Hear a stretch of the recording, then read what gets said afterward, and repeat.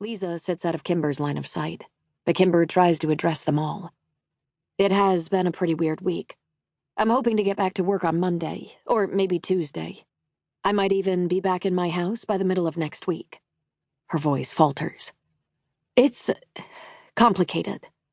Her eyes fall on a stack of papers on which Bill's right hand rests, but she draws her gaze back to his eyes. Might as well deal with this head on. I'm not sure I know exactly what's happening at your house. Someone moved into it? Kimber explains as best she can, trying not to let her emotions get the better of her. Bill and Lisa nod, though she wonders if Lisa has explained it to him already. You have no idea who this man is? Kimber shakes her head, but Bill looks briefly skeptical. Damned strange. There's an awkward silence before he continues. Well, we certainly hope you're able to get it straightened out soon. The we puts Kimber on edge. We, meaning Lisa and him? We, meaning the company? I'm using vacation days, if you're worried about that. I've only used 2 days of my 2 weeks this year. That's not why we called you in. Bill's sturdy face flushes, and he sighs. He indicates the papers on the desk. It's these expense reports. Yours. The comptroller found a large number of irregularities going back almost 2 years. She laughs nervously and turns her head to look at Lisa full on. Why didn't you tell me this? I tried to reach you several times this week. I wanted to talk to you before your retreat, but I didn't get a chance to. The comptroller made his full report yesterday. I don't understand. What kind of irregularities? Let me see. Bill picks up the sheaf of papers and passes them to her.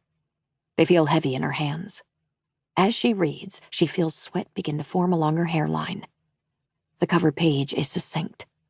$8,900 of reimbursements for meals and mileage and gifts that don't match up with logged meetings. Potential clients whose companies don't actually exist. The other 3 people in the room might be breathing or talking, but all Kimber can hear is the blood pounding in her head. This can't be. Looking through the papers, she sees copies of receipts, the pinched scrawl of her signature sprinkled throughout. Copies of business cards for companies she's never heard of. But it's the report on top that she keeps coming back to.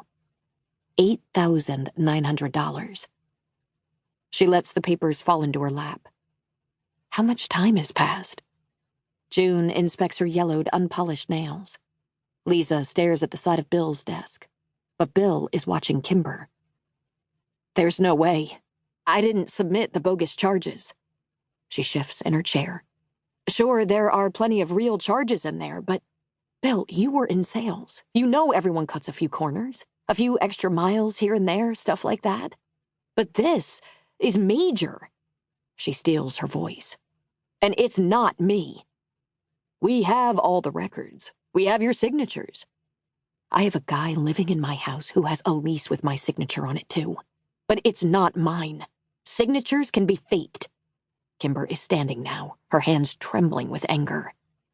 Sit down, please, Kimber. You're claiming I'm some kind of criminal and you want me to calm down?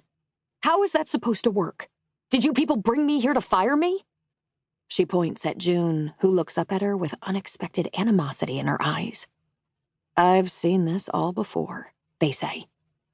Please sit down. We can handle this calmly. Shaking, she takes her seat. We want to give you a chance to resign. Corporate wants to prosecute, but you know as well as I do that no one wants that kind of publicity. You've been a great producer for the company. What about Brianna? She handles my reports. Did she come to you about this? Maybe she's the one who's faked them. She turns to Lisa.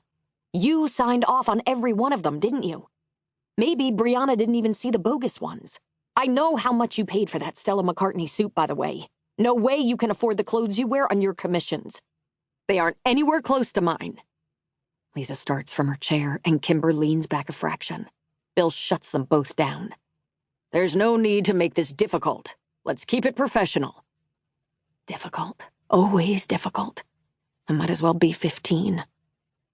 I don't know what's going on here, but I'm not just going to go along with this.